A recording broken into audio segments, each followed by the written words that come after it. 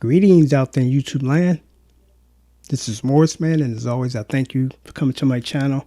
I'm going to do another video from a series, per request from my subscribers. They said, talk about some of the gear you have and why you have it and why you like it or why you don't. And the answer to the last question, I don't have anything I don't like, so just everything that I have, I like. And it's called My Thoughts on It.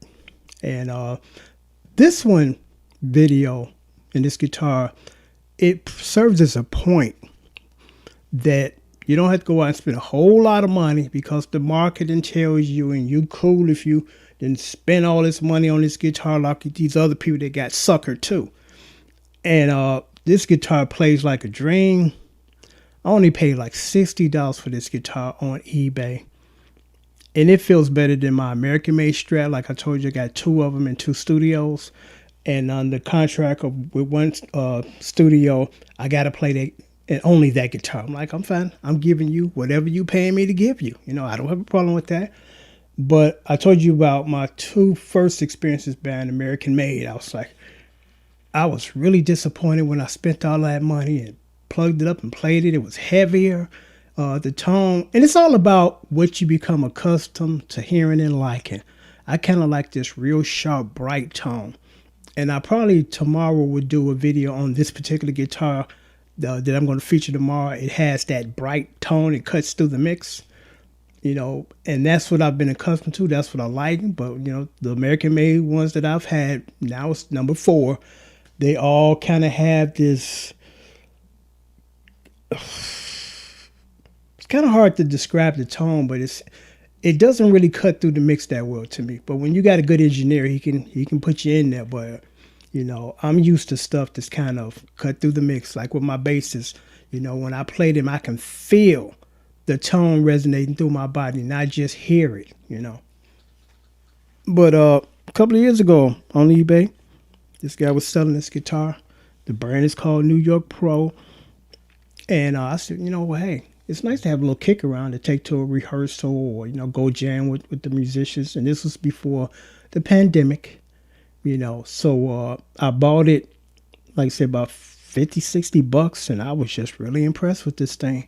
It feels good. It sounds good. It has a decent weight to it. It's built by a professional builder, because here's an interesting story. I purchased a guitar maybe about a year ago. It's called Eden Allen or something like that. And I found out later that those were do-it-yourself guitars. You got to put them together. And that is a skill within itself. You're not just going to start slapping stuff together, never done it before. Because years ago, I was in for a rude awakening. I had bought this salmon color guitar, which is rare to find. Not pink now, but salmon.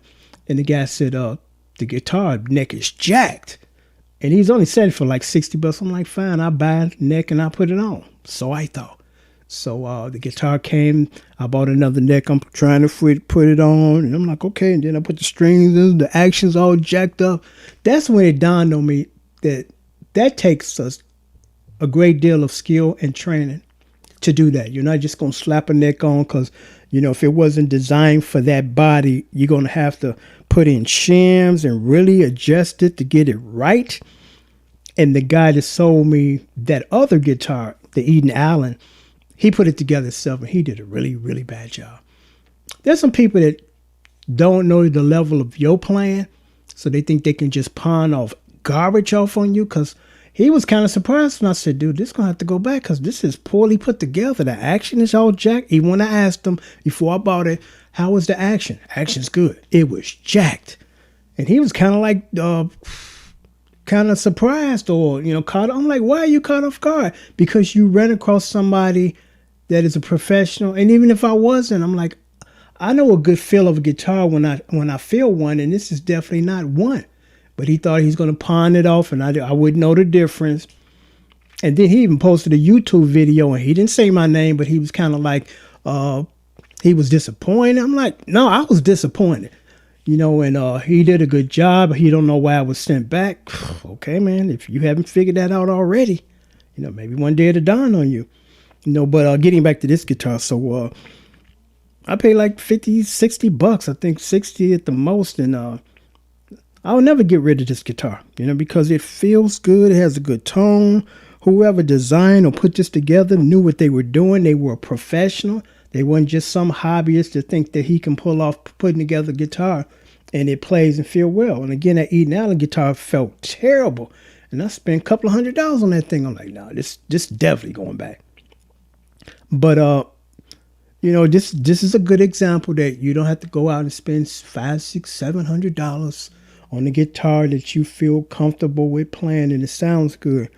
Because I was in the market buying another Fender, since I don't have a Fender here at home. Like I said, the other two at the studio. So I was looking and I found something that I liked. And the guy wanted, I think, 6. And that's not a bad price, but I'm like, you can go down, man, with the economy being the way it is. Most of us can't afford $500, $600, $700, $800. Because I buy a lot of guitars. So I simply asked him, I said, I'd be interested in, because the auction don't end on Wednesday. I said, I would be interested in perhaps buying this tomorrow if you can give a little leeway on the price. Now, that was my question to him. What is the lowest that you would sell this guitar? And he said this. Well, what do you have in mind of leeway? My question to you is, what would you sell your guitar as far as a little leeway? Not me. He's like, what you have in mind? I'm like, and I said to him, I said, I don't know, my friend. The ball is in your court. This is your guitar, and what was the cheapest that you would sell your guitar? Then he responded back, I don't want to low rate myself, so you give me a figure. And my response was, do have a good day. I asked you a simple ass question, and you trying to throw this back at me. That was the purpose of me asking you to get an answer from you instead of, well, how much you wanted. I'm like, we're not about to get into that, because I'm sure my numbers are not going to be exactly like yours. That's why I asked you, how much would you be willing to sell your guitar? The question wasn't, am I allowed to give you a figure that you might accept? So I said, dude, you just lost a $600 deal on some nonsense. I asked you a simple ass question and you won't give me an answer. You keep trying to throw that responsibility on me. It's just, I don't know. I'm like, have a good day, man. We're not about to get into this comedy routine. Who's on first? None of that nonsense. I'm like, just simply ask you a question.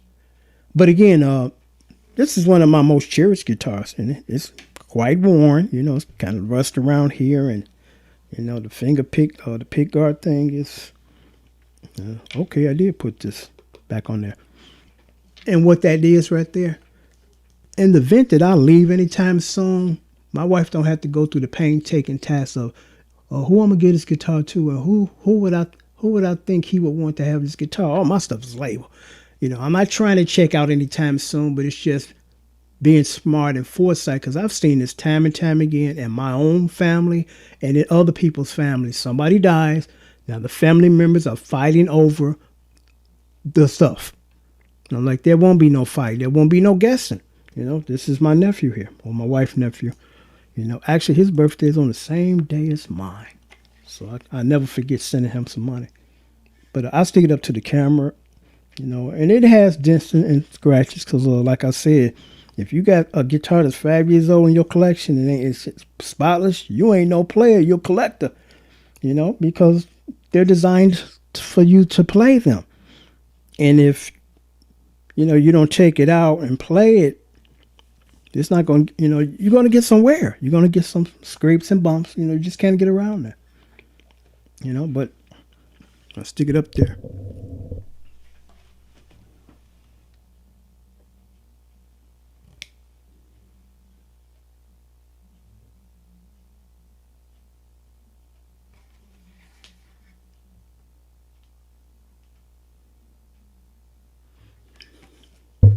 But I'm going to sign off now. But again, the point I'm making in this video is this is proof that you ain't got to go out and spend $600, $700, $800, $900, $1,200, $1,300 for a guitar to sound good.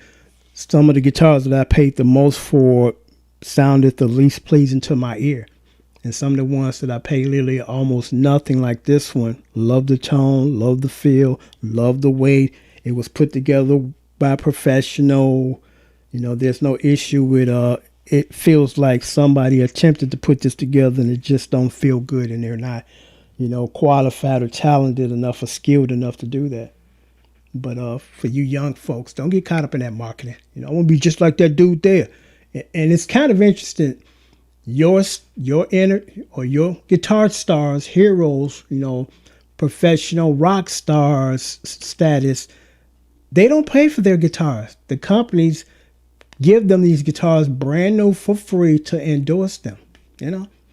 And I'm like, how about giving the average dude a free guitar and let the millionaires or billionaires pay for their own guitars, you know? And I found this interesting when I was a kid, and I'm going to sign off. You know, I'm watching these telethons, and they got these big stars making millions of dollars, and they are appealing to you, please donate. I'm like, shouldn't it be the other way around? The average guy goes to the telethon and call the celebrities that sit on millions of dollars and try to get them to budge up a few dollars. I always just found that to be kind of interesting. But I understand why they do it. You know, a name brand person, and everybody knows this guy, and, you know, he's appealing to trying to, you know, get you to donate. And I imagine some of those people do donate themselves, because most of them are there for the cause, not for the notoriety, or I'm getting a paycheck for doing this. You know, they take those causes to heart, most of those entertainers, you know. But I love this guitar. You know, it's going to be in my setup for a very long time. Till next time, take care, and thanks for watching.